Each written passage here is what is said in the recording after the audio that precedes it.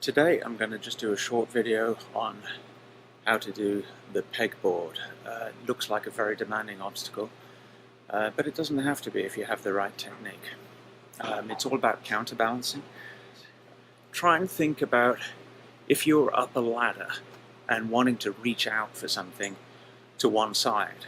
If it's just out of reach and you try and reach for it, you'll fall off the ladder. However, if you stick your foot out to counterbalance you on the other side, you'll be able to reach further out and grab whatever it is you're going for. It's exactly the same technique with the pegboard. First one is pure and simple. If you've got a lockout, this makes it relatively easy. I'm starting with the pegs on the first and third holes here, and I'm going to move the left peg up to the second hole, and then the right peg to the fifth hole. Now, you can see if you hang from these pegs, it doesn't matter how hard you pull, they won't come out because your weight is equally spread on both pegs. So what you need to do when you move this peg out is transfer your body weight over to this side. And that you do by twisting your hips and then lifting up your legs, and that will bring your weight outside your center line. Okay, so that would be like this.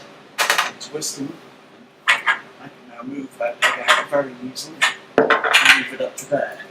And I want to move the right peg, twist my body the other way, coming back, and I'm moving up. And it really is that slow and rhythmical. So just to do that again, really concentrate on what my legs are doing. So when I want to move the left peg, I'm moving my legs and turning my hips and moving my legs over to the right. When I want to move the right peg, I'm doing the opposite. And it is a very slow, rhythmical movement. Let's just try that again. So I'm going to move the left, my weight goes to the right, and I put the left peg in. To the left.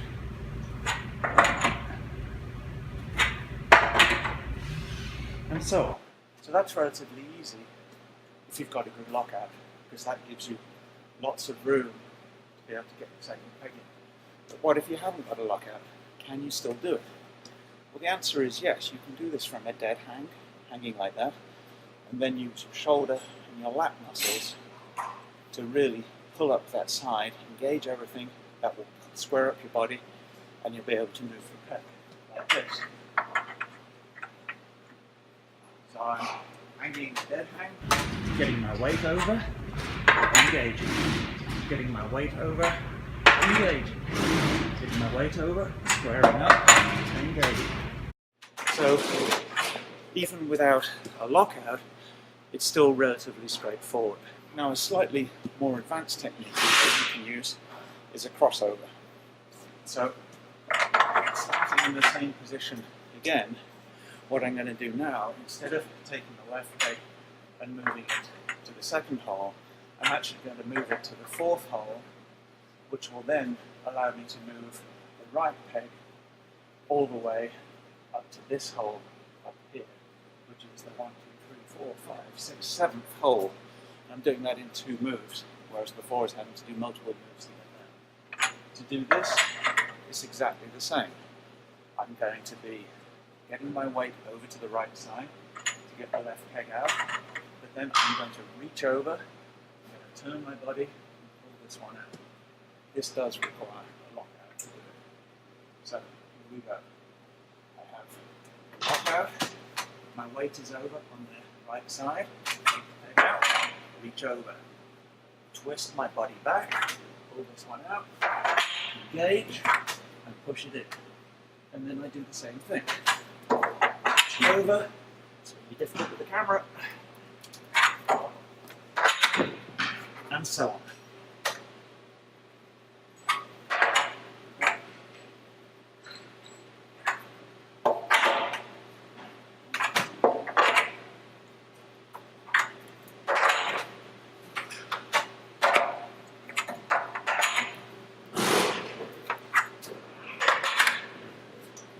The key to the overlapping movement is first of all, having a good lockout on your on your lead hand so you can hold up and have the space to be able to reach over like that. Getting your body turned completely to the side so you can lift your knees up and get a lot of weight outside your center line.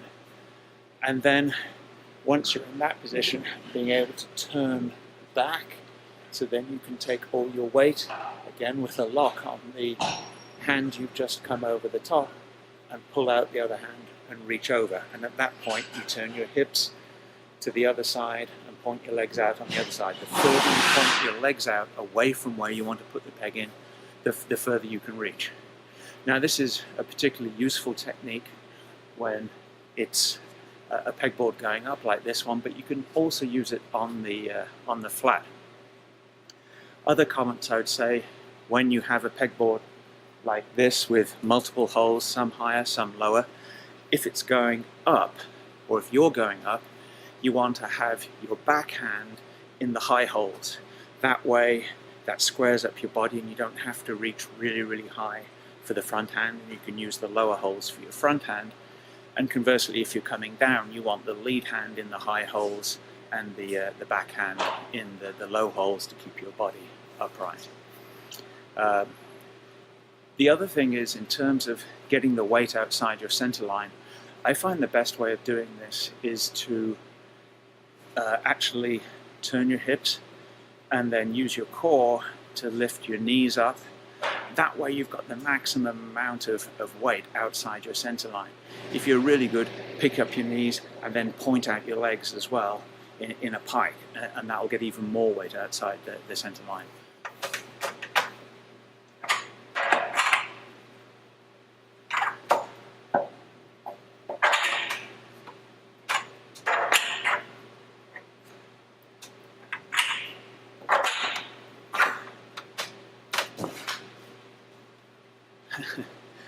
Not pretty on the left side, but very effective. So just having another look at the dead hang techniques, I think that's the way that most beginners will do it.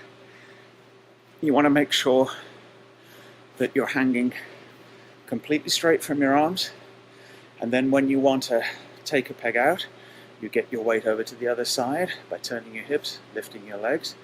Once that peg is out, in order to be able to reach up and get into the next hole, you need to pull down here and here.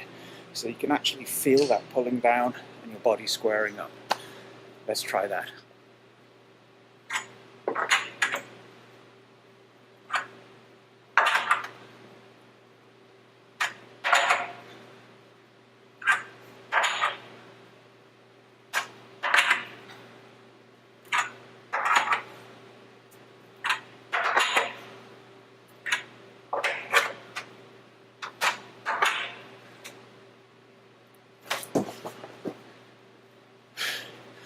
And there you have it.